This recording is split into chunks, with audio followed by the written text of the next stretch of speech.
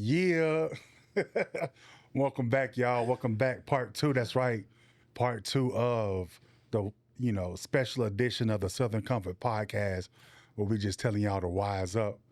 We got our boy Christian Wise Smith. I'm sorry. Dior. There you go. Christian Dior. That's right. Wise Smith.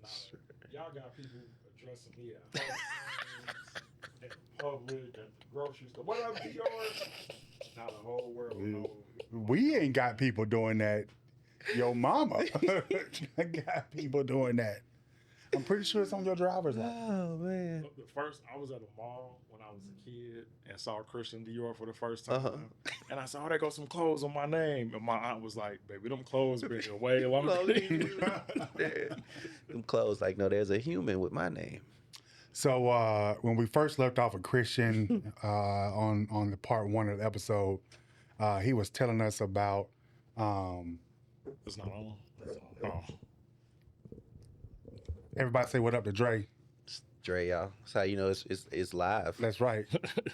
So when we first left off, we were, Christian, you left us with the nugget about Justin Martin. And the reason why I know his name so much because, I know and love the story and have become, accustomed to hearing it. But, after Justin Martin and after you were successful in terms of accomplishing that one thing that you said that you wanted to do, which was change someone's life, change their stars, we want to just go ahead and kind of fast forward and get you started to where you decided to run for office.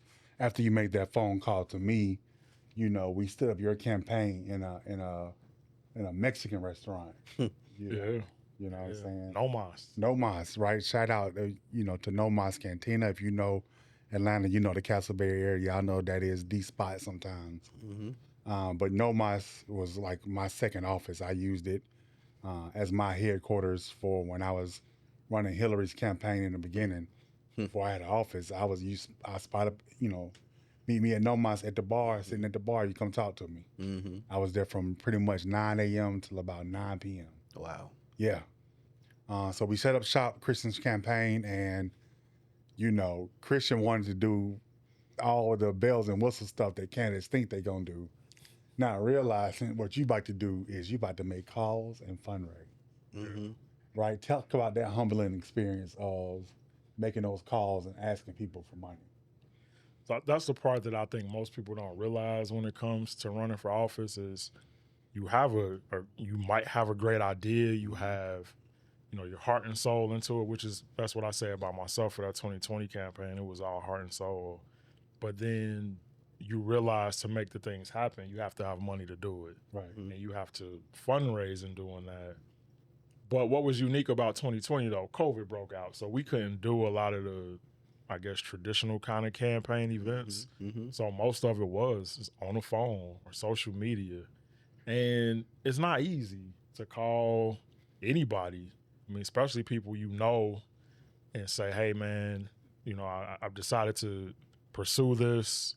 These are the reasons why, do you mind supporting me financially? It's even harder to do that with people you don't know.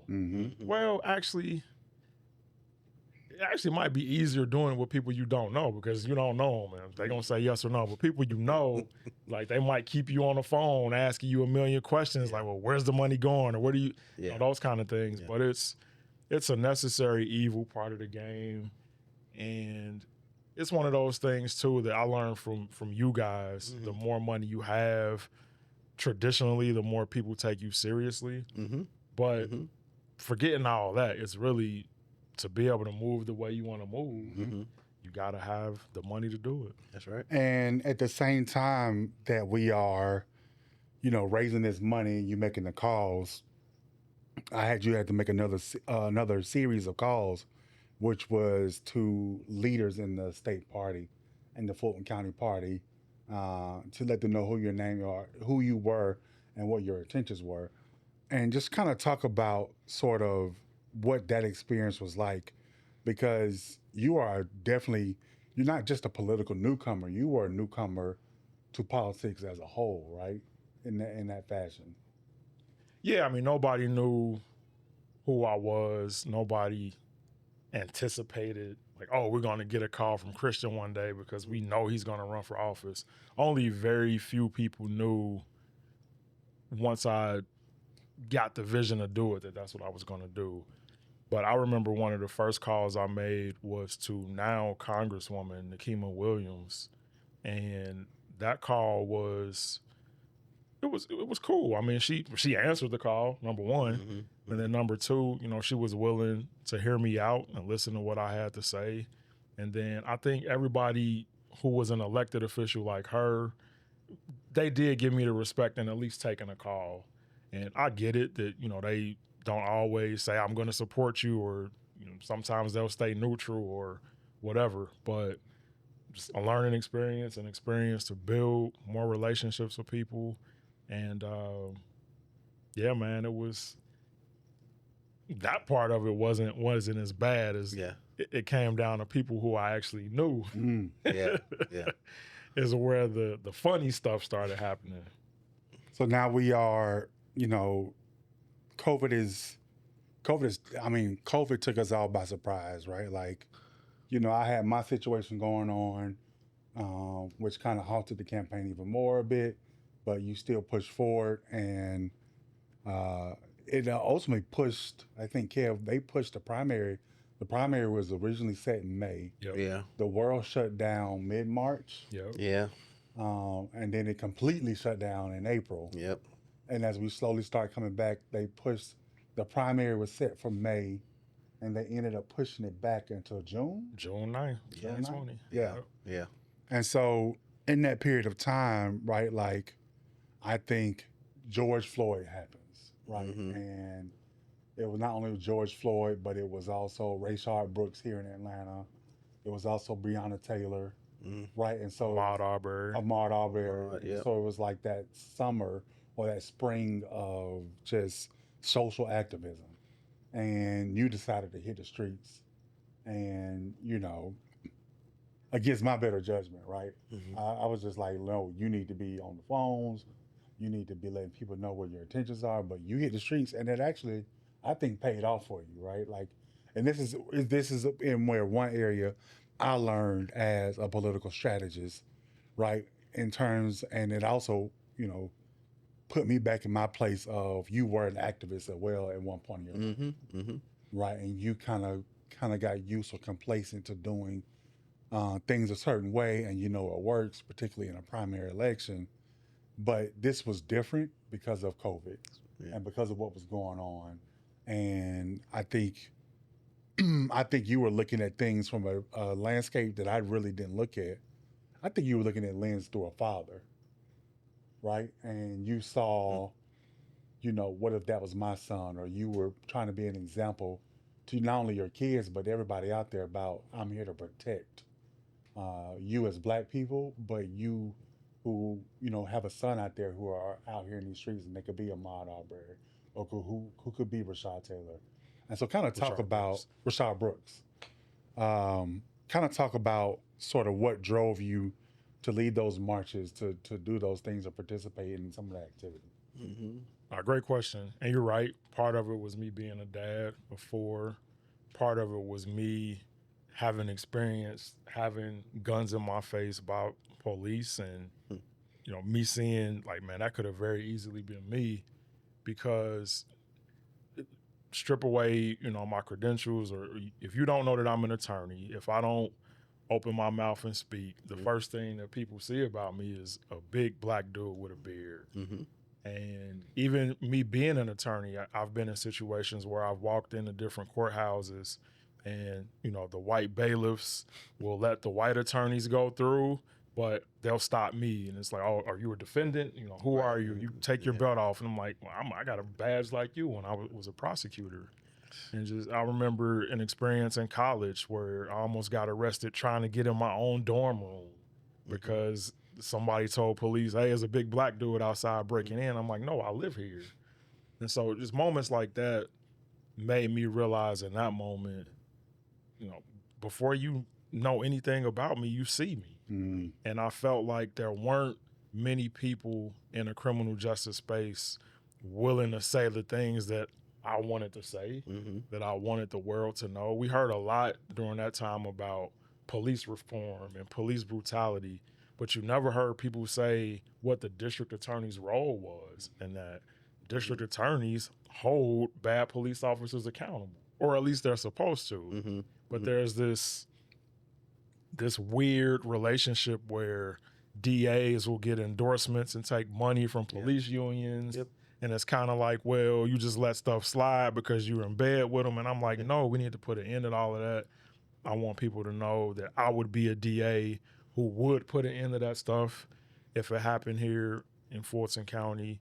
And yeah, man, I felt like there were so many people from places like where I'm from who've been through what I've been through, who don't necessarily have the education that I have, or who had the platform in that moment. And that's why I decided to use it that way. Well, and that was one of the questions I wanted to ask you too, is within the culture of policing and prosecutors, why is it so hard for prosecutors to just take those principled stands and positions? Like I know that it's it's politics. Part of it is that a lot of them have to run for office, right? And you get judged right or wrong based on convictions, and you can't look like you're soft on crime and all these other different things. And so, the way in which you guys get to those offices, I know is a contributing factor into it, but just culturally, like what are some of the things that you saw and would bump up against about why is it just so hard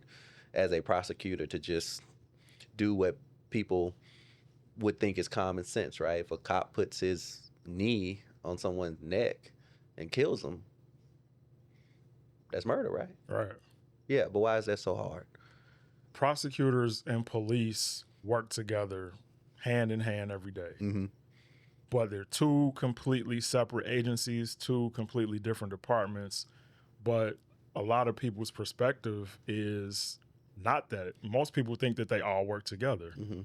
And because lines have never been clearly cut to show, no, we're two separate entities.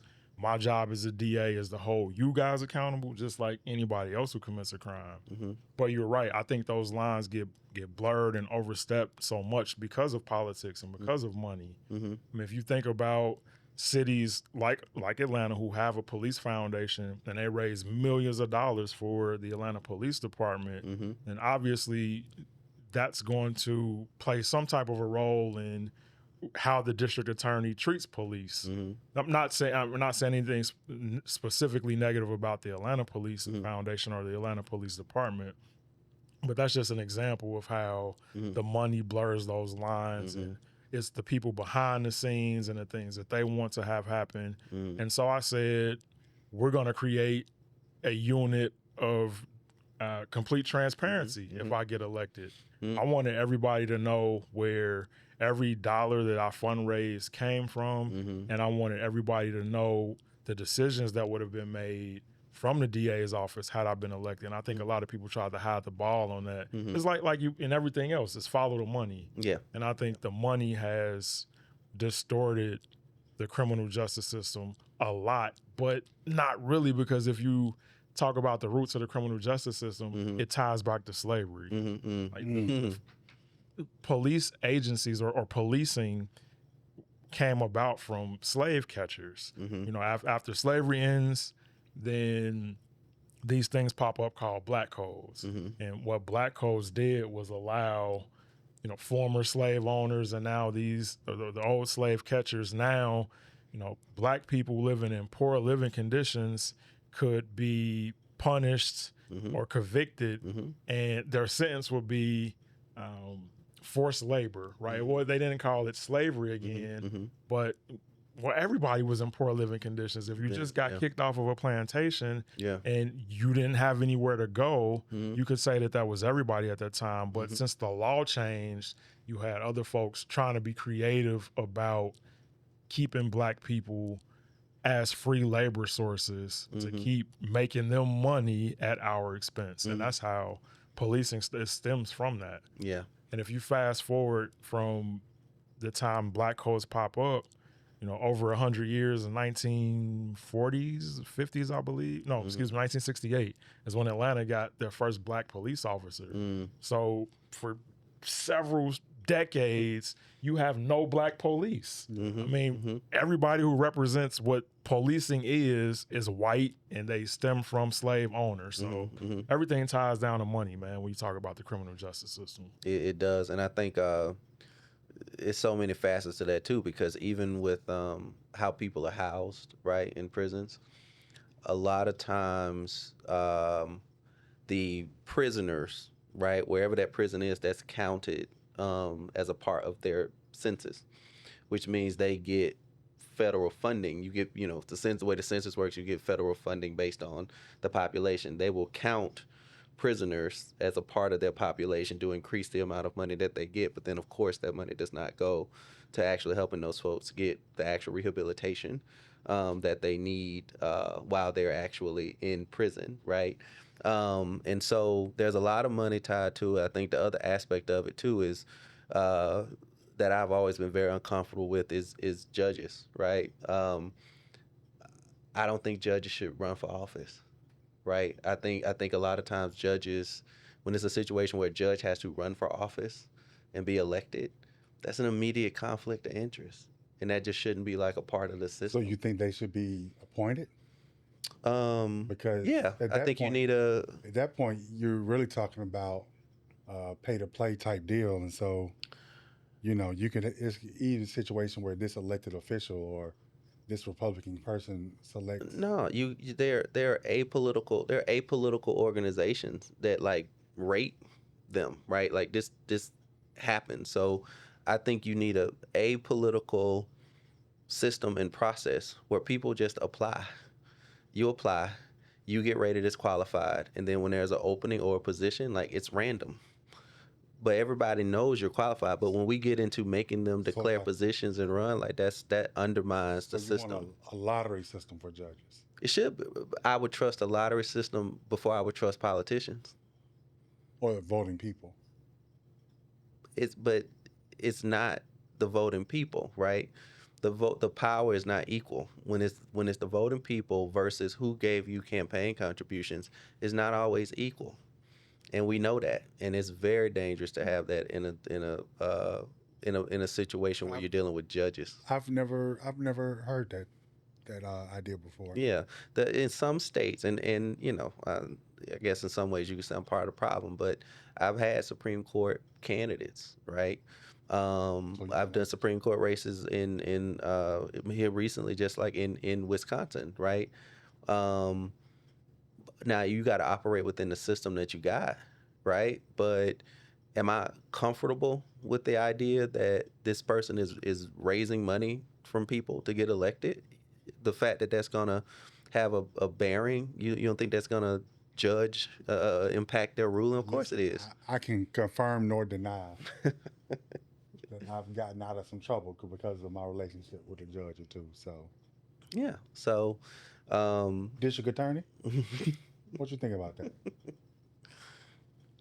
I know more about DAs, so I'm gonna stick to the subject that I know. But because I think DAs, in a lot of ways, have, I think, more power than judges, because a judge really comes into play, once you're having a trial.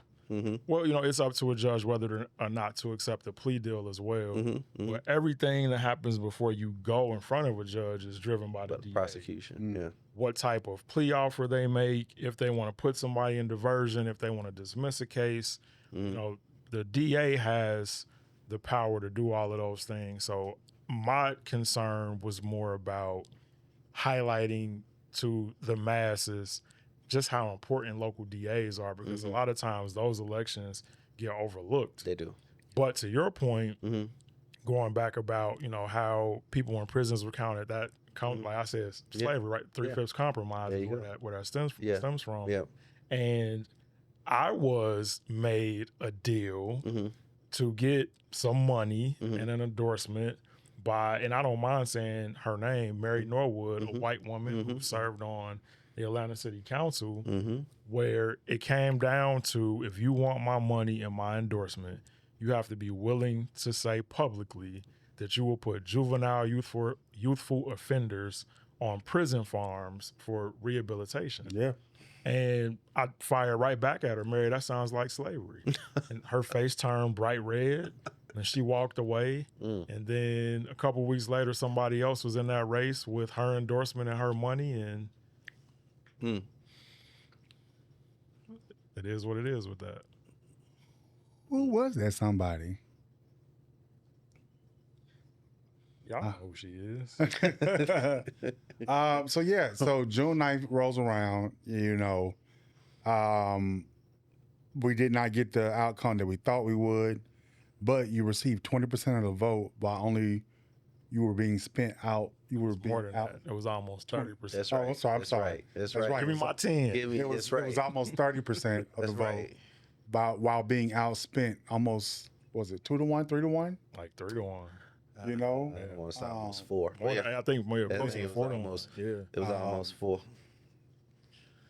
Fundraising wasn't what we thought it would be. But, you garnered a lot of support, but you turned out voters, you expanded the electorate, right? You turned out voters that normally wouldn't vote in a primary, younger voters, more voters of color, but they were also Black male voters, right? And we're talking because one of the tactics where I wanted you to do a telephone town hall and get on the phones and start calling people. You were out leading marches down Bankhead with members of the hip hop community. One of my high school classmates, Parlay from the Franchise Boys. But talk about your interaction and, kind of what the hip hop industry kind of tried to rally around you and throw support your way during that election. So because COVID was going on and we were relying on social media, I started doing these things called Wise Up Wednesday, where, one episode we had a teacher on because we wanted to break the school to prison pipeline. Yeah. We had business owners on because I wanted to partner with the business community to create diversion programs to help people get jobs. And so this guy named DeJuan Robinson, he goes by Mooley, he reached out to me on IG and said, hey man, I've been working around politics. I'm from Atlanta and I know a lot of folks in the hip hop community. He introduced me to Lil Marlo, rest in peace. We did an IG live and then he introduces me to Lay from Franchise Boys. And we met at Atlanta Breakfast Club and it was like instant connection. And so because of the stance I took in that race and the things I was already saying, I knew I wanted to lead a protest march specifically on down Bankhead on the west side, because even going back to the days of, the great Dr. King and Joseph Lowry and all, C.T. Vivian and all of those guys, our forefathers, I don't think they ever led one on the west side. And with Lay being from there, and then I was really blessed in having the opportunity to meet, T.I., and Shaka Zulu, Desi Banks, and so many other people, and we made it all happen in like 2 days. And what's crazy to me is that we got a police escort doing it. Yeah. So we were out there protesting about police brutality and criminal justice reform. But one of my guys on APD said, hey man, I believe in what you're doing. We want to make sure you guys are safe. We want to let you guys march in the middle of the street. Right. Yeah. So we give you guys an escort, and it all came together. And that part doesn't, that aspect of it doesn't get told, enough, right? It's not always contentious, right? There are times where the sides work together the way that it should, right? And similar, like I just asked you too, why is it so hard sometimes for a prosecutor to just say common sense stuff about what's right and what's fair? That officer, I think, was showing the same type of courage as well by saying I agree, I am a police officer and I agree with you. There's a difference between policing and brutality, right? Because policing is a very noble profession, but the rules and decency, right, has to apply across the board and has to apply for everybody. And you know, that was a great tactic, and you energized a lot of people. But what I don't want folks to get lost about, part of the reason we were doing that is because, yes, it's authentic to you, and it's a way to, it was something that only you could do in that race. But a big part of it too was because the traditional systems and structures were not the most welcoming, right? Like, you called a lot of the people saying I'm running and stuff like that, and they were like, who is this kid, basically? And a lot of times when you are rooted from outside the system, and then you try to run within the system, a lot of times that's the reaction that you get. Right. And so you have to go outside it. And then you find out that there's actually a lot of energy outside it. There's a lot of people, and those folks need to be brought in. But a lot of times we don't capture it and retain it, right? And so a lot of times with candidacies like yours that elicit a lot of energy, what the party will do is, instead of keeping that, right, instead of bringing that in, right, they just say, well, we won this time, right, despite there being a lot of energy over here, so let's just keep doing things the old way instead of let's expand our coalition, right? You know, there should have been a meeting or something, right, when it was over, saying, why don't we bring all y'all in and talk about how we can work together, right? There were some things that you said that I liked, actually, right? And clearly there's some things that we should be doing, because look, you got 30% out of the vote, 30% of the vote with no money, had never done it before, right? But a lot of times as a party, that's not what we do. And as a result of that, we get into these situations where we struggle with certain populations and demographics because they don't see themselves. Yeah, and I think, you know, after your race, I, you know, make the calls and try to say, hey, we have someone here that needs to be brought into the fold. Mm-hmm. And, you know, I basically got crickets, Mm-hmm. which kind of turned me even more sour to the party, you know. It was already on shaky ground at that point. Mm-hmm. But, like, you know, I kind of got pissed off about it because I don't like to see solid candidates, but even more solid of a person, get treated in such way, right? Yeah. I saw that once on my very first campaign with a candidate named Greg Head, who was, you know, a tiny man, but, you know, he may have been 4 feet tall in stature, but for a person with a heart of gold, he could be 7 feet tall. And so it's unfortunate that, you know, you receive that treatment. I think it was even more prevalent at the second run. Yeah. You know, when we decided to go ahead and push for Attorney General statewide, right? Mm-hmm. We saw that there was no one still being represented that was running in the primary that spoke to the issues of the community of the disadvantaged. Mm-hmm. And it spoke to where we needed to expand the electorate. Particularly in this situation, it was what, you know, Stacey Abrams needed to get her over the hump. Mm-hmm. And I kind of think her election exemplifies exactly what she thought it was supposed to be, which was she thought it was diverse, but she was pretty much the only black person on the ticket. Well, and you know what's interesting about that is that was a concern, and that was a part of the reason why a lot of forces lined up against us in that race, is because they worried that there would be too many people of color on the ticket and what that would look like in Georgia. And what's funny is that when we talked a lot about Maryland and doing Ben's race, and one of my jobs on that campaign was to lead the vetting for a running mate. And Ben talked to me about it. He actually wanted to pick a black running mate. And I told him he couldn't, that would never fly. You cannot have, I was like, you cannot have an all black ticket. You cannot have an all ticket of color.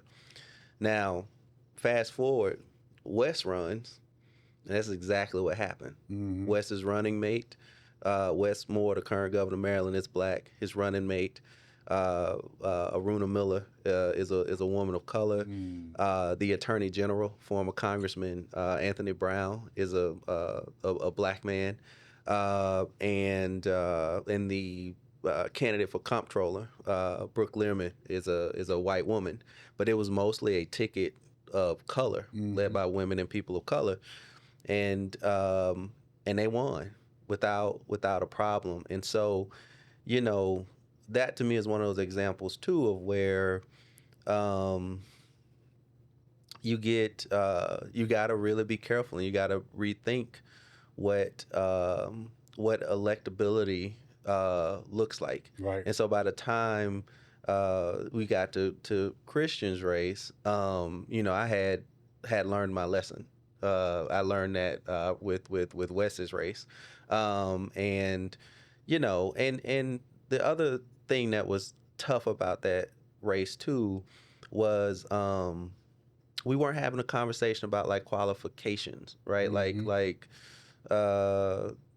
yeah, okay, he's black. I get it. You're worried about there being too many black people on the ticket, but like to see other black people and other black leaders push him to the side to make space for a less qualified person simply because they weren't a minority.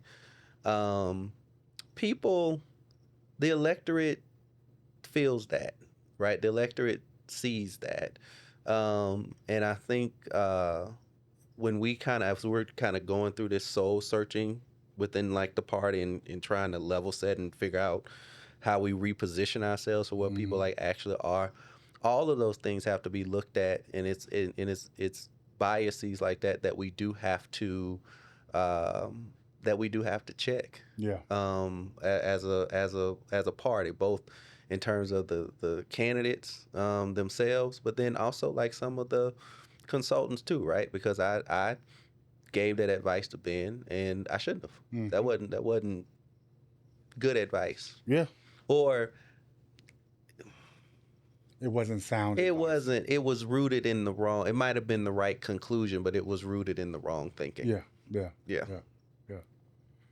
And so I think in Christian sense, right, like you face some same party politics pitfalls of just BS, to be honest, right, to the point where there were donors that were telling us when Christian would call them that I want to support you, but I'm being told not to give you any money.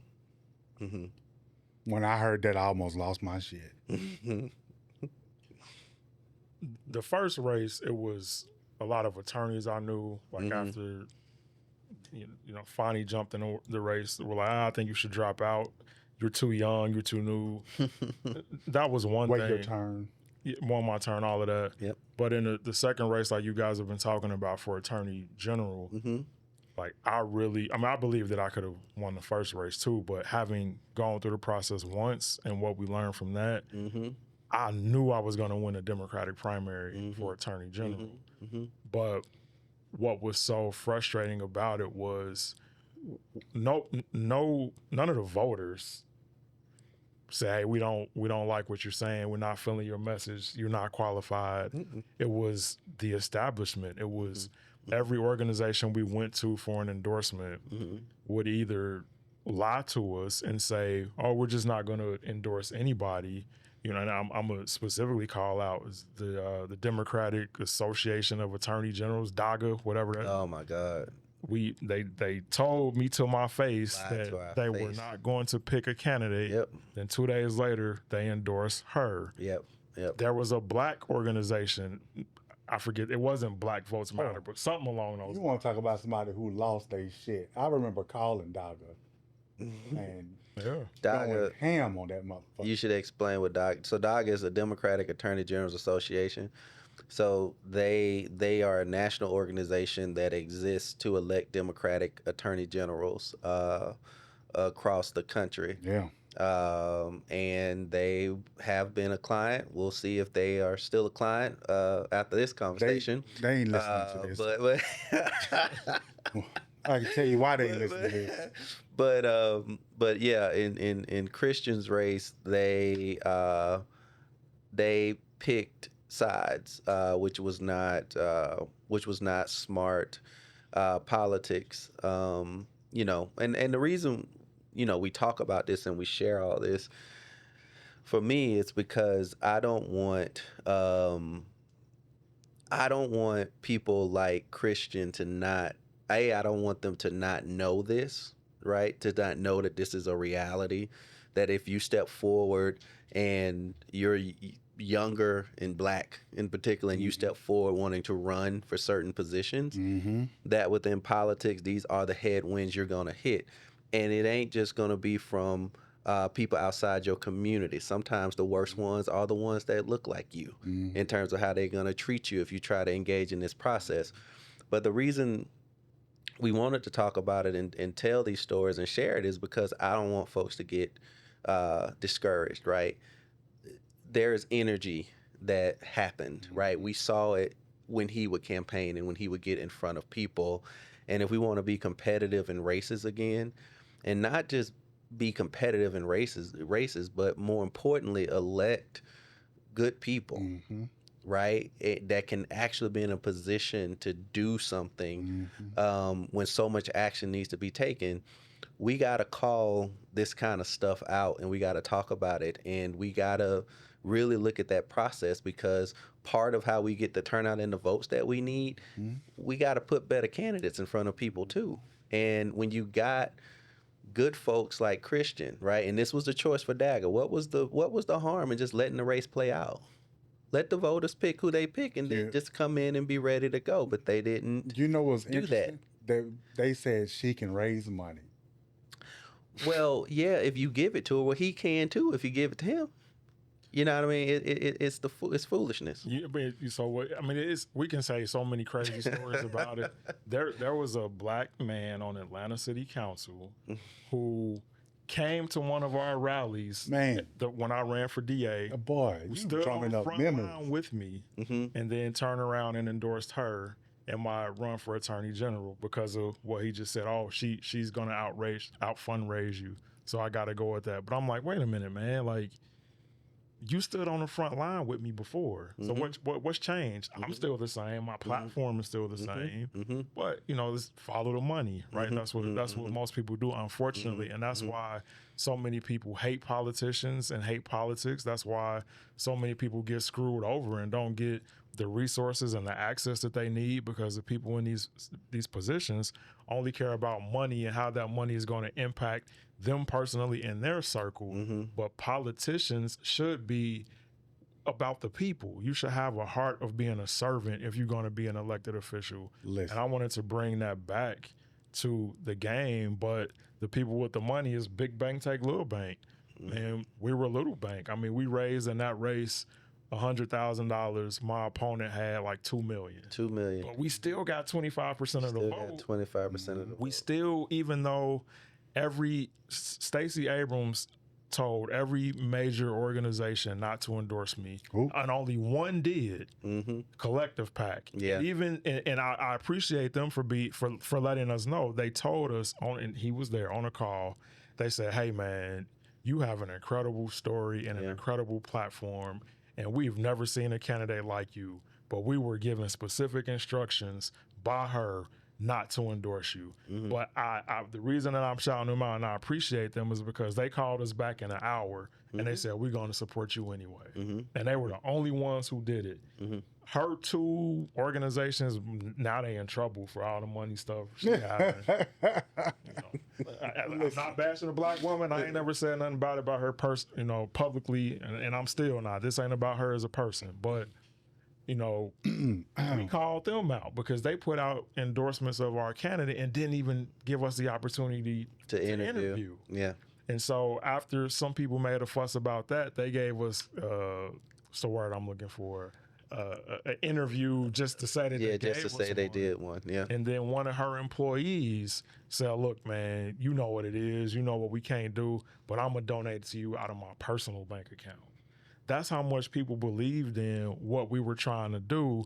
So we weren't fighting the normal kind of campaign race that most candidates, set out. We were fighting up against a $1 billion machine trying to suppress us. I showed up for a candidate forum in Forsyth, Georgia, and black people, white people, all of these people came outside to stop me from going in and said, "You can't be here." Yeah. And I'm like, it's an open forum for candidates. candidates. This is private property. This is not by the Georgia Democratic Party. You can't be here. And this is a black woman telling me this, mind you. And it opened my eyes a lot in that race to understand why so much progress doesn't happen. Is because the people with the money and the people who have the access, they only want to keep it controlled. They don't want fair races. They don't want candidates who are going to come in and shake up the status quo and tell the truth and be transparent. Because if you start doing that, but now you might go to jail. You might go to jail. but not only that, they went along with the money instead of realizing it should be, about the people. Right. And here you had a candidate who was trying to be of all the people, who realized in his previous election that he was only talking about the black community, but he realized he could do both. Talk about the black community, but also be about everyone. Be very inclusive. And he was the most qualified. He was the most qualified. And he was the most qualified. They don't even talk about that. They didn't even look at that. They just looked at someone who could raise the money because they thought that was important. But here you are in that whole governor's race. You had a candidate who raised $14 million and lost by even more than what she did in the previous election. Right? And in Christian's case, his opponent, and I'm saying her name, Jen Jordan, former state senator, she didn't even, look at Christian in the eye when he came out to... Wouldn't debate him. The Atlanta Press Club, for some reason, mysteriously said, we're not going to hold a debate for attorney general. So you mean to tell me after we just went through everything we went through with George Floyd, with Ahmaud Arbery, in this state, the things we went through with Donald Trump. You're not going to have a debate with a position that is probably the second most important behind the governor. When, let's be real here, and hold a debate for the public to see. And when the reason was, we just didn't have enough time. You mean to tell me you didn't have enough time to do it on the Atlanta Press Club, on public broadcast and television? You didn't have time to hold a 30-minute debate, which should be a little bit longer for that position. Should be. But again, you're talking about a woman who did not engage the black community during her primary. She had her, her endorsers speak to the black community because they were black. But did she? No. This is why, we continue to lose campaigns and elections. So, I need to simmer down because it drummed up some feelings that, I've been harboring and I continue to harbor. But we're in a peaceful place now. But you're right, though, and that's why the Democratic Party struggles so much, especially when it comes to black men, because they don't know how to talk to us. Black and brown men. And it's they try to play us, and I hate how they try to play black women against black men instead of it being more about unity, more about family, and more about diversity. And one thing I want to say, too, about that Attorney General campaign, the team that we had was phenomenal. It was super diverse. We had Ali Owen, who does a lot of big races across the country. We had Catherine Algieri. We had you and Julie. I mean, we had so many just good-hearted... What'd I say funny? R.I.P. Keep going. Who died? And then Mosaic. Shout out to Apollo Messaging. Y'all have me. Never mind. We might have to cut this part out. No, we ain't cutting this part out. This is one of them blooper reels, baby. I'm gonna make sure I cut this teaser right here, baby. No. But again, the team was dope. One thing I pride myself on is being able to put together a bomb-ass team. And, we had it there. It's unfortunate that the outcome is what it is. But again, you get the democracy you deserve when we allow, we always say, money is a problem. But even in this sense and in this case, we allow, a person's strong arming of the Democratic Party to pick who they wanted on the ticket. And that's unfortunate. And I hope it's not the case coming up this cycle. I hope the voters are allowed to really choose and select who they really want to represent them. Right? We have to engage Black and brown men. We have to engage the rural community better. Yes. Right? We have to redefine what it means to talk to the working class individual. Right? That is a new a working class. But also, we just have to get better at organizing and developing the talent that's out there, and realizing just because this person has been doing it for a while doesn't necessarily mean it's time for them to step up to the plate to lead. And so, I want to fast forward. We heard the sound, but we have to get into your third race. Yeah. You and I went back and forth, and we asked several people about should we run again for district attorney, and ultimately, what was the reason why you ran? I ran because everybody we talked to was frustrated with the DA we have not fulfilling the promises that she campaigned on 4 years ago. And once we got in a race, a lot of those people either developed amnesia or changed their minds. They hid in a turtle shell. Then everything became about, well, Donald Trump. We feel like we don't like her, we like you, but if we make the change, then Trump is going to get off and Trump is going to get reelected. Well, surprise! Well, and mind you, who's our president? Mind you, we kept telling them that was going to happen. Right, like, that's going to happen anyway. We kept telling them, like, I told them, I was like, well, do you want to hedge your bet on, Trump winning the election or Trump not winning the election? And I kept saying, I just don't have confidence that, President Biden can pull it off. And regardless of, even if he had dropped out at that time, that may have been enough time for Vice President Harris to actually mount a great campaign. But the clock kept ticking. And, again, it just showed that we didn't have our house in order. And because we didn't have our house in order, it was chaos. It was chaotic, and it just did not reflect well. And here we are, holding what? A Trump presidency. Who knows what the bill is going to look like for Fulton County voters when they see that the current district attorney did not deliver on anything, and just went out and served up a bag and spent a bag or two on a failure in prosecuting Donald Trump, a failure on prosecuting Young Thug and YSL, which was the longest, court case in the state of Georgia in its history, right? And so, we look at that and we just say, again, we're allowing our democracy to be dictated off of one man, and that's Donald Trump. When if Donald Trump dies tomorrow, right, who are you going to call the enemy then? Who's the enemy now, right? And we still don't have our house in order.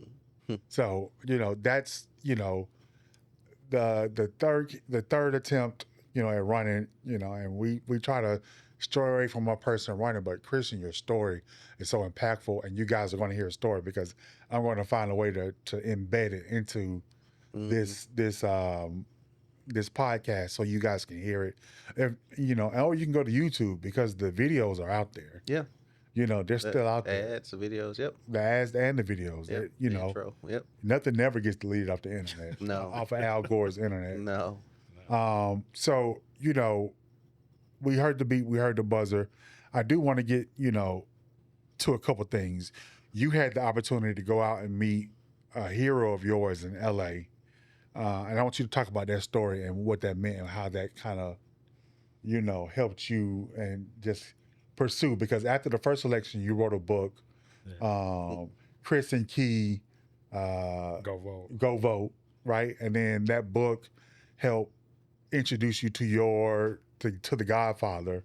And I want you to tell that story and how that kind of evolved to the project you have going on now. I started smiling when you started saying it because I was literally sitting here thinking that's why I'm giving my Mamba mentality award to. Right. But no, tell that because I want to actually change up Mamba moment for us. I'm gonna kind of change it up. Okay, so go ahead and my tell that bad. story. But yeah, so I mean, you got the timeline kind of slightly a little bit off, but one of the and I want to say this too. I've never been a sore loser about anything. So the 3 campaigns that we've run and weren't successful in, I accept those losses. I accept the lessons from them. And you know what we've been talking about is not like us being complaining. It's just telling our experience. But after the first race, the biggest blessing was just the family I gained from it. And I remember we only were able to do one in-person debate at the gathering or forum at the gathering spot. And I meet Shaka Zulu, I meet T.I., Isaac Hayes III, Portia. I mean, so many people. And I remember being on the stage and talking about, Breonna Taylor, George Floyd, and other, all of that stuff, and saying, no other city do you have this many Black people with this much, this big of a platform and these many resources and this much reach in one room. That's why Atlanta is so unique. Mm-hmm. And so after that, Shaka Zulu, man, who I love to death, man, just he, for whatever reasons I don't know, decided to take me under his wing and bring me into their family. And so we were at a dinner for Nakima Williams when she was about to become the congresswoman after, Congressman John Lewis passed away. Mm-hmm. And we were talking, and I said, hey, man, I want to start going to some meetings with you and learning and just get some wisdom. And he said, well, I got to go to L.A. next week. When I get back, hit me up. I said, can I go to L.A. with you? Mm-hmm. I was like, man, I'll buy my own ticket, get my own hotel, whatever. And so I know it caught him off guard, and he was like, okay. Yeah. And so every day I kept hitting him up like, yo, like, what time is your flight or what flight are you on? Mm. And he never responded. So I'm looking at my wife like, well, he said he was leaving on this day. I think I should just buy the ticket and, faith. You jumped and then that appears. So I said, I bought the ticket. It's like, if he decided to cancel or don't go, we'll just get the credit. So I hit him up like, yo, I just got a flight for this day at this time. And he responded right away. He was like, I'm on the next flight after that. Just wait for me in the airport. And I'm like, I guess the lesson was he told me he was going. So if I'm serious, go. Mm-hmm. And so we get there, man, and he's so I got a surprise for you. It's like we're going to, I'm gonna take you to meet him. And we pull up to the house, and man, it's a day I'll never forget, man. It's one of my most favorite days. He comes out and he says, I thought I was looking for a white man. I'm like, huh? I didn't get the joke, but he was like, yeah, I thought I was looking for a white man. And him and Zulu and his son Alex Avant, they started laughing. Mm-hmm. Then he looks at me and he says, oh yeah, you're gonna be the president one day. Oh wow. And I didn't know that Shaka had told him, that's why he was bringing me to meet him. So we go to lunch, the Polo Lounge in the Beverly Hills Hotel, and what he told me specifically in that moment, I'm going to keep for myself, because that was for me. I've never told it publicly. But what I will share is, I wrote the book after that meeting. Like, some of the things he told me in that meeting inspired me to want to play the long game. Mm-hmm. And what I mean by that was get kids educated and brought up to speed and kind of entrenched in what politics is. Mm-hmm. Is if you think about the future voters, our future voters are in elementary schools right now. Mm-hmm. Mm-hmm. And you don't learn about voting in school. You don't learn about politics that young. Mm-hmm. So I wanted to do something creative and fun to start planting those seeds in young minds, so that when they grow up one day, they'll know how to register to vote. They'll know what local politics is, and the state level and the federal level, and what different positions are. So, yeah, man, I'm grateful for the rest of my life that I had the chance to meet the Black Godfather, Mr. Clarence Avant. I was wondering if you were going to say his name. Yeah. But, Clarence Avant. And I think now that kind of sparks where you are in terms of, are we sharing that? Let's go. No, not yet. Okay. Yeah, so tune in for part 3 of Wise Up. But, I wanted to get that story out there because, like you said, that taking that leap, right? And again, for those listening to the podcast and, hopefully you spread it out. If you want to get involved, you got to take that first step. You have to take the first step. right? A lot of these people that run, they took the first step. Now, it doesn't mean that they deserve to be in that seat, but because they took that step, they're now, representing you. And if you think you have the guts and the gall to either one represent your district, or if you want to be on someone's team and be involved in politics at a higher level in terms of being an operative, I ask that you just take that leap of faith. And so, as always, we close out this episode with the Mamba moment, the Mamba Mentality Award.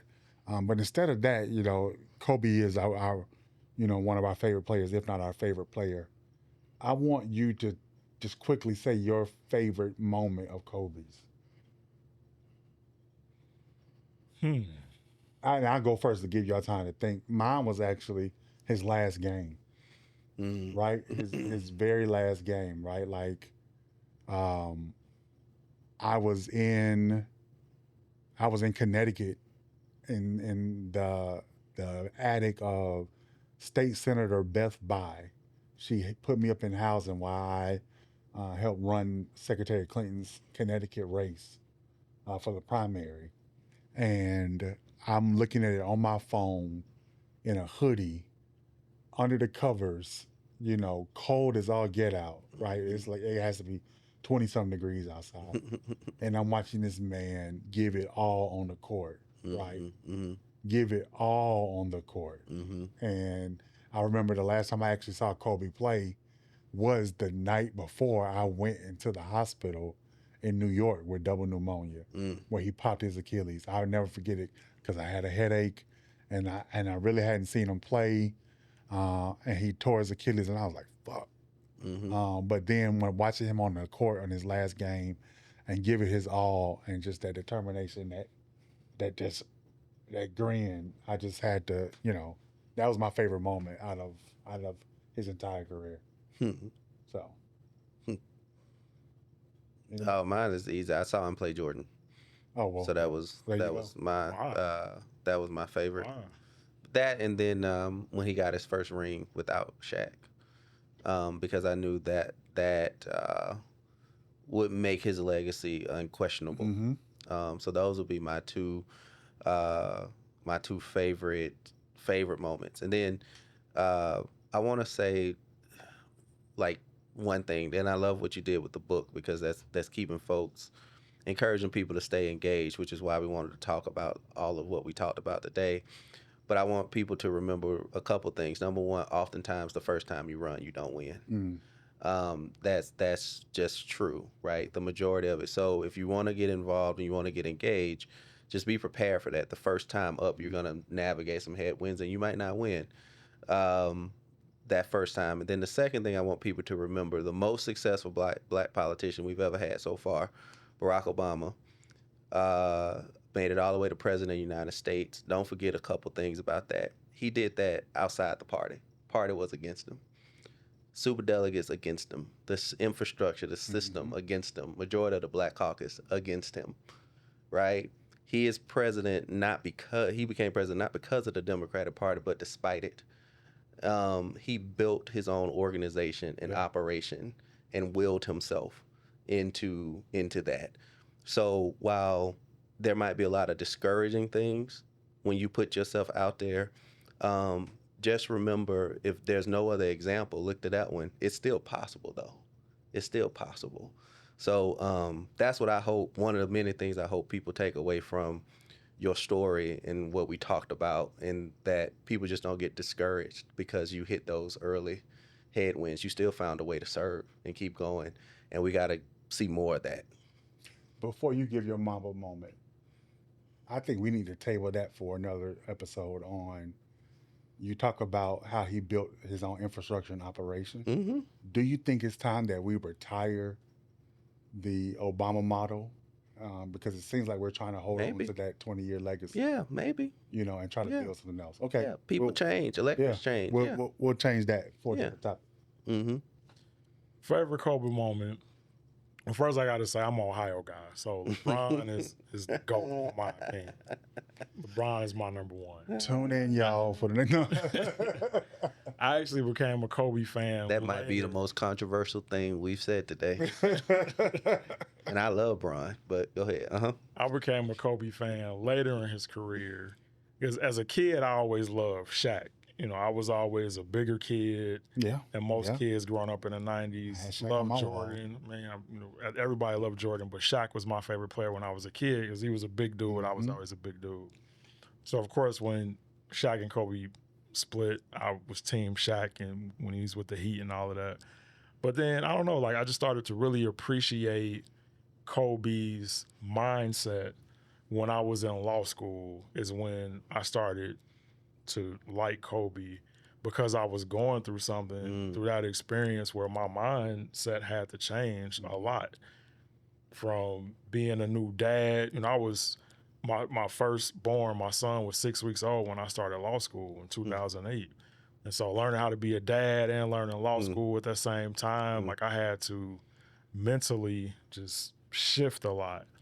And I don't remember what year it was, but it happened during my 3 years in law school where the Lakers and Celtics went to Game 7 and the Lakers won. And I remember so many black folks rooting for the Celtics. I hate the Celtics. Yep. I don't like Kevin Garnett.